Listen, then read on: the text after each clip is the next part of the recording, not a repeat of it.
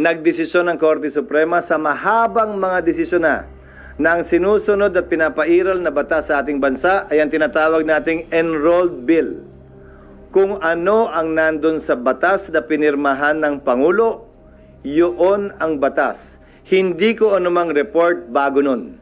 At yan din ang sinulat namin sa Bicameral Conference Committee report nga na kung may pagkakaibang Bicam report, kulang man, sobra o mali ang total, at yung aktual na enrolled bill, yung enrolled bill ang susundin. Yung enrolled bill ang mananaig dahil yon ang batas.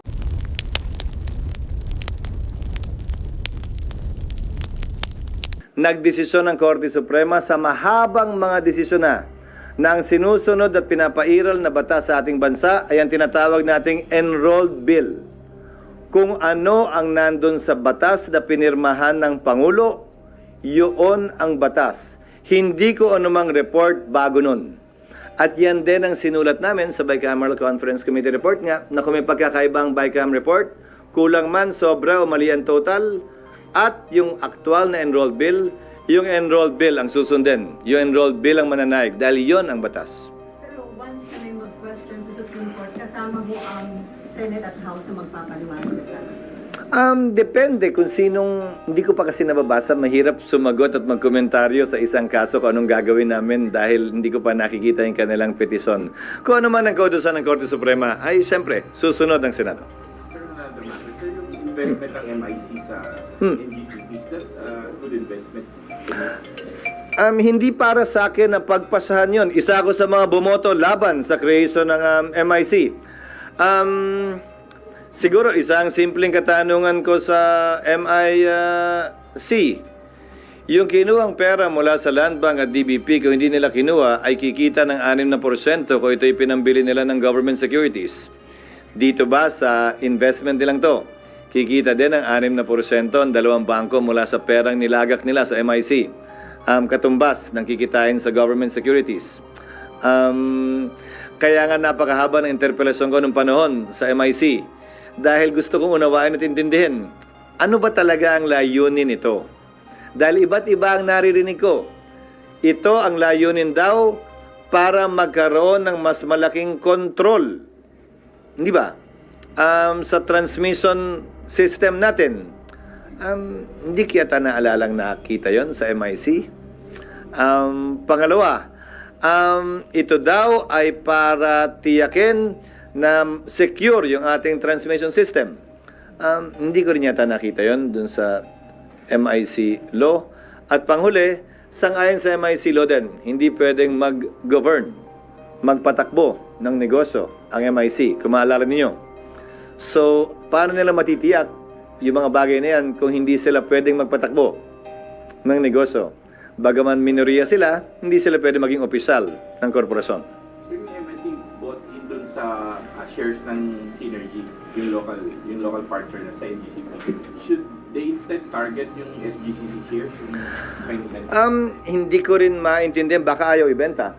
Baka ang gustong ibenta. Again, a sale is an agreement between two parties willing to sell and willing to buy. So nagkasundo sila at nagkasundo sila sa presyo, pero medyo mahaba pang prosesong to. Dahil ang NGCP ay listed company.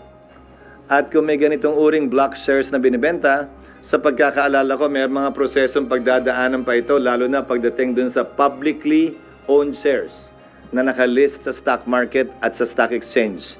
Sa pagkakaalam ko, kailangan bigyan din sila ng karampatang offer, maliban na lang kung ito'y hindi common shares at preferred shares. Hindi ko pa kasi nakita yung detalye. Kung preferred shares ito, edi walang voting. Kung sakasakali rights yun. Depende rin sa kasunduan at bylaws at constitution ng NGCP na hindi ko din gaanong kabisado dahil nung abogado ko, hindi ko sila naging kliyente. Hindi nakikita niyo yung impact sa atin ng decision ni Trump na suspend yung mga foreign assistance?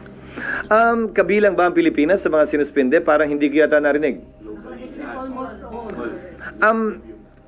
Ang pagkakaunawa ko sa kanyang sinabi, pinapa-review niya lahat at pansamantala ay suspendido muna. Hindi ito pinal na desisyon. Pangalawa, ni-reiterate ng bagong Secretary of State na si Ginoong Rubio ang kanilang patuloy na pagsuporta sa Pilipinas at gayon din sa pagpapanatili ng stabilidad dito sa rehiyon na ito. At pangatlo, hindi may kakailangan ng mga salita na binitiwan ni Pangulong Trump noon man o ngayon na ayaw niya ng gera, nakakagulo lang ang gera, walang magbebenepisyo sa gera, maraming magdurusa sa gera, at sana yung polisiyang yon ay tunay ngang mapatupad niya sa buong mundo bilang pinakamakapangyarihang bansa sa mundo. So bilang big brother, sa tingin nyo hindi ititigil ng US yung kanilang foreign assistance? Tingin ko hindi, pero bawasan man o gawing mas efficient, posible. Tingnan nyo na lamang ang ginawa niya sa WHO. Mula $500 million, nakatawad sa naging $39 million. Sinong tatanggi nun? At ayon nga kay Trump, America first, panahon naman na siguro talaga, nagastusan nila at pagtuunan nila ng pansin yung mga problema nila sa loob ng bansa nila. At hindi yung parang pinakailaman na nila lahat at yung sarili nilang bansa ay hindi. Panahon na, ika nga ni Pangulong Trump, to start looking inwards before they go and start looking outwards. Is there a need para makipag-communicate ang DFA sa counterpart nila para I think we already are doing that. I think our ambassador is an able ambassador in the person of Ambassador Babes Romualdez, and I think, in fact, he has already obtained an audience with President Trump. I've seen pictures of our ambassador with the president-elect, even before he was sworn into office. He is doing his job, I believe, and we await, hopefully, positive results from his endeavors. Sir, are there pending deals that you believe require urgent attention or? Well, may sinertify si Pangulong Marcos na BARM election postponement. Kinlose na yung interpellation kahapon at inaasahan namin na yan ay maaprubahan ng second reading ngayon para ma-third reading namin next week na hindi na ginagamit yung certification. Pero kung kinakailangan, gagamitin namin yung certification at nakausap ko na rin si Senate Minority Leader Pimentel. Kinikilala naman niya na urgent talaga ito dahil kailangan pagpasahan one way or the other.